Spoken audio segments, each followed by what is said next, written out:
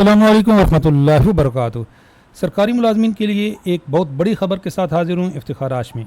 Budget 2025-26 पे scale revise होना confirm हो गया।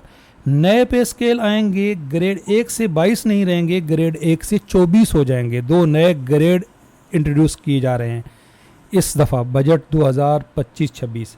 नए बजट में आपकी तनख्वाह कितनी हो जाएगी, जो ये 30% डिस्पैरिटी रिडक्शन अलाउंस जिसका मुआहदा तय पा गया है और जिसकी मंजूरी भी हो गई है, जो 30% डिस्पैरिटी रिडक्शन अलाउंस मिलाकर, अडाक रिलीफ मिलाकर अगर पे स्केल रिवाइज़ होते हैं तो फिर आपकी तनख्वाह में कितना इजाफा होगा, और अगर नहीं रिवाइज़ होते तो फिर भी कम अज़ कम 55% आपकी तनख्वाह बढ़ेगी। एक बंदा जिसकी बेसिक इस वक्त 55,600 रुपये है, उसकी तनख्वाह में कम अज़ कम 30,000 इजाफा होगा। बहुत बड़ी खबर।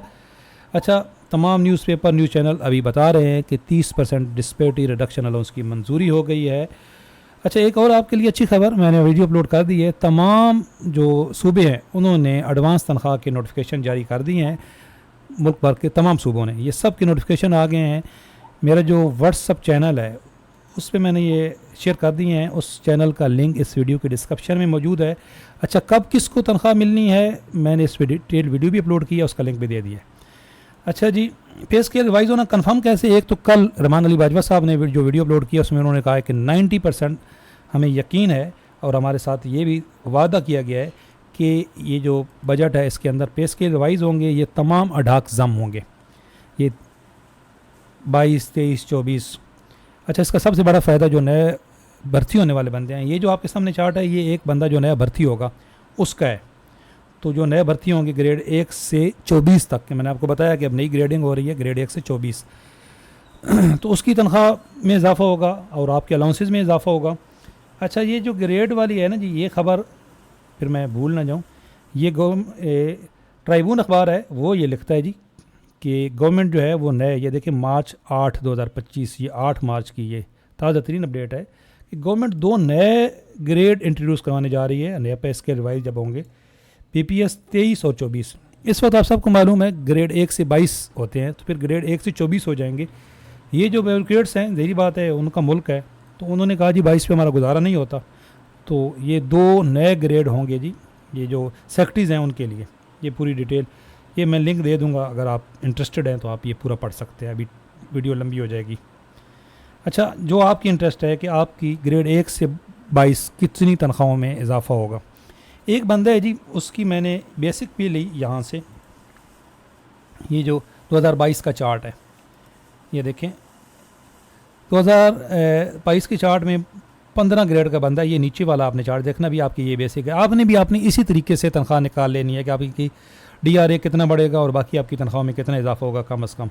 ये देखें, एक बंदा है वो 16 ग्रेड पे, 15 ग्रेड का है और 16 इसकी ये जो स्टेज होती है, 16वें स्टेज पे है।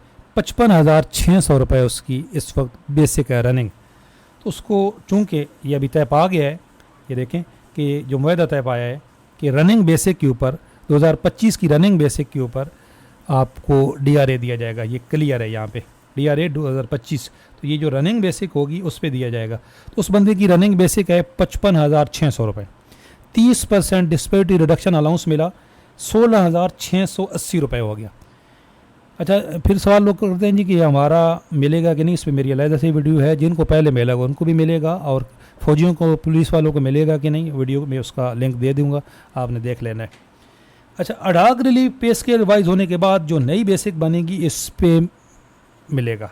हमेशा ऐसे ही होता है, अडाक रिलीफ या पे स्केल नए रिवाइज होंगे, जिस तरह ये 2022 में रिवाइज हुए थे, तो ये ऊपर 2017 के थे, नीचे 2022 के हैं। अब ये आपकी जो बेसिक है, अब इस बंदे की जिसकी ये हमने एग्जांपल ली है 55,000, उसकी ये 55,600 है, तो उसकी कम अज़ कम जी 70,000 तो हो जाएगी। अगर ये अडाक रिलीफ अभी कंफर्म इसलिए नहीं है कि कितने अडाक वो जम करते हैं, तो कम से कम इस बंदे की 70,000 तो हो जाएगी। तो जो बाकी अडाक रिलीफ अगर 25% भी तनख्वाह में इजाफा करते हैं तो वो 70,000 का निकलेगा। तो ये देखें 16,000 ये, और यहाँ पे 55,000, यहाँ पे हमने लिया, यहाँ पे 70,000 आएगा। और यहाँ पे अगर 25% कम से कम भी, पिछले दफ़ा भी 25% इजाफा हुआ था, तो वो तो कम से कम 18,000 हो जाएगा, तो वो तकरीबन 35,000 बनता है। लेकिन अगर पे स्केल रिवाइज नहीं होते, इन केस यहीं रहते हैं पे स्केल रिवाइज, फिर भी कितना इजाफा होगा जी? अगर पे स्केल रिवाइज हो गए तो फिर तो बहुत बड़ा इजाफा होने जा रहा है।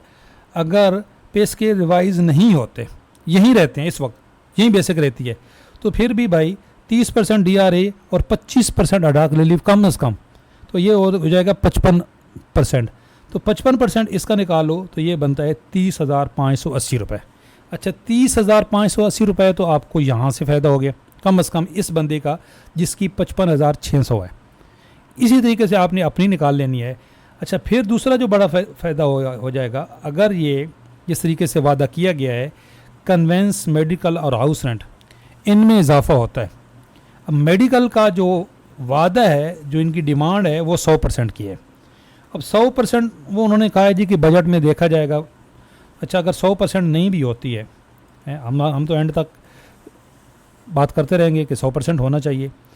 तो अगर आपको यहाँ से भी मेडिकल में भी, कन्वेंस में भी और हायरिंग में भी, हाउस रेंट में भी इजाफा होता है, तो 30 से 35,000 रुपया एक बंदे की तनख्वाह में इजाफा होने जा रहा है बजट के अंदर। तो भाई मायूसी फैलाने की ज़रूरत नहीं है।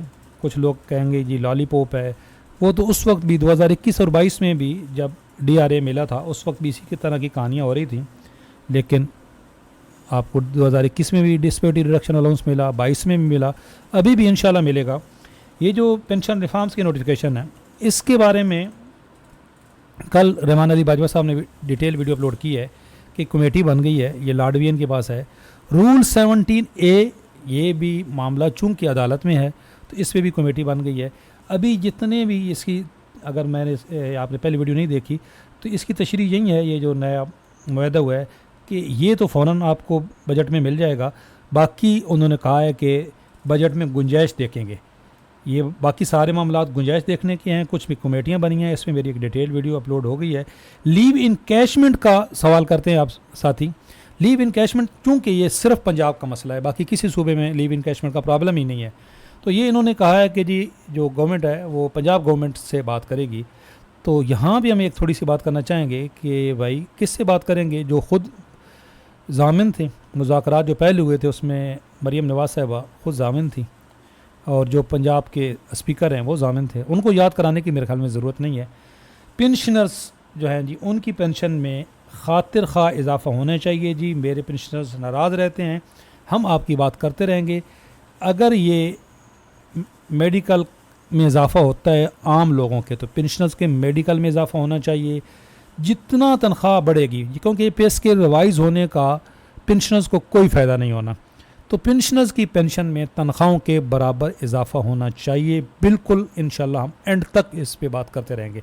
चैनल पे नए हैं, चैनल ज़रूर सब्सक्राइब कर लें, बेल आइकन को प्रेस कर लें। अल्लाह हाफ़िज़।